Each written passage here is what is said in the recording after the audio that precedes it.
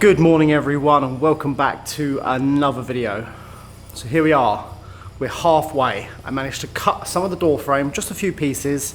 Some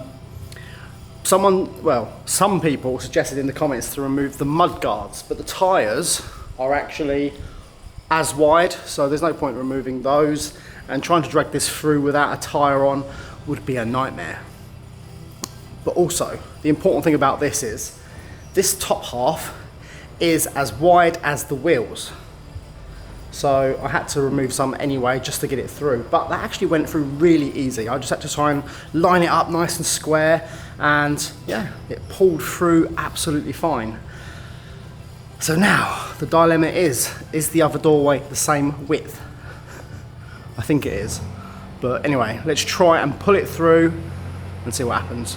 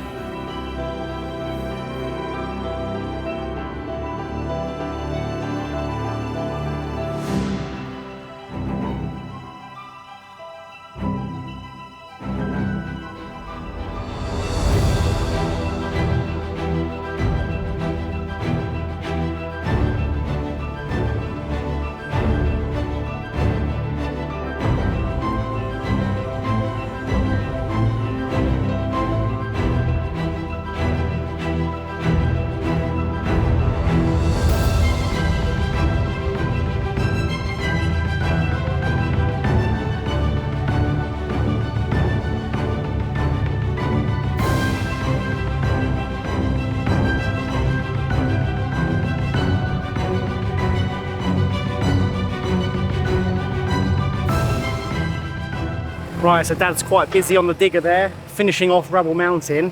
However, it will fit through this door as well. I've just test fitted it, and I've got to do the same again. Cut a little bit of plastic here and down by the wheels, and it should come into the garden for the very first time when we can start using it. So let's crack on.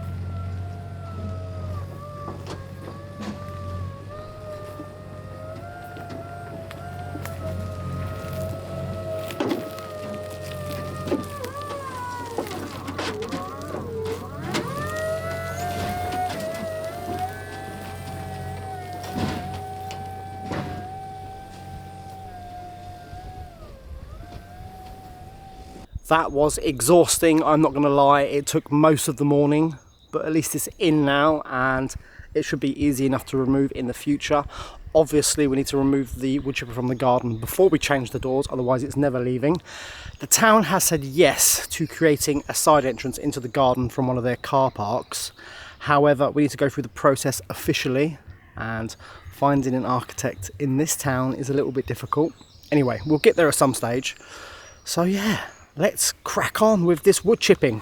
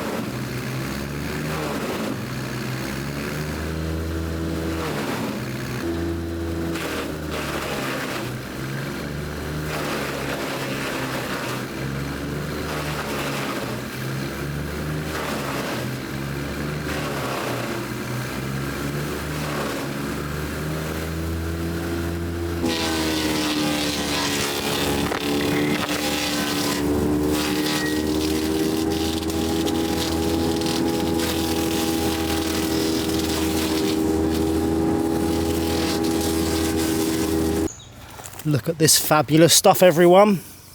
So the wood chipper also has a hammer mill built in, so it's got blades as well as hammers, so it sort of smashes it as well at the same time. But this would be fantastic in the garden as mulch, anything like that really. Yeah, again, recycling, and this pile will get huge eventually. Look at this, everyone. Rubble Mountain no longer exists. Thank you so much, Dad. And Dad's even been landscaping a bit. What I've just noticed as well, on the corner up there, that ivy has finally died. But all of the roots of this ivy we've killed. So maybe it's growing along the top of the wall or down the other side, but I couldn't see any of the other side. That's the remnants of vines, but we need to sort that out when we finally get a cherry picker, because we can clear the facade of this building up. We can do a bit of landscaping, just make it look really nice. Maybe put some lights this side as well. It would be lovely, it really would be. I'm back home now. I am exhausted. That was very, very tedious trying to get that through the convent. So I've had enough of the convent today. I've come back to the chateau because I want to talk about something I've got sort of in my head and I can't get it out of my head. The doors at the convent, I don't want to just put wood in like we said before. I did mention that we had those old chapel doors from Wales. We can reuse them somewhere else. But I think just blocking all that light, because there's no windows in that hallway, there's just two doorways. We need something transparent with glass. And I've got the perfect example of what we could do. I want doors just like this, and I'm sure it's the same sort of width and the same sort of height. So what I need to do is find a blacksmith who will make doors just like this. It's going to be pretty hard, I think, because there's a lot of work that went into this. And these doors have been here for about 110 years, 120 years, I think. And they're in fantastic condition. The only thing that I would do differently is have transparent glass rather than this frosted glass. And the great thing about these doors are they let so much light in, it's unbelievable. So my plan isn't to turn the convent into some sort of chateau. It's not a chateau, it's a convent. But I want nice quality fixtures and fittings, and doors like that would last forever.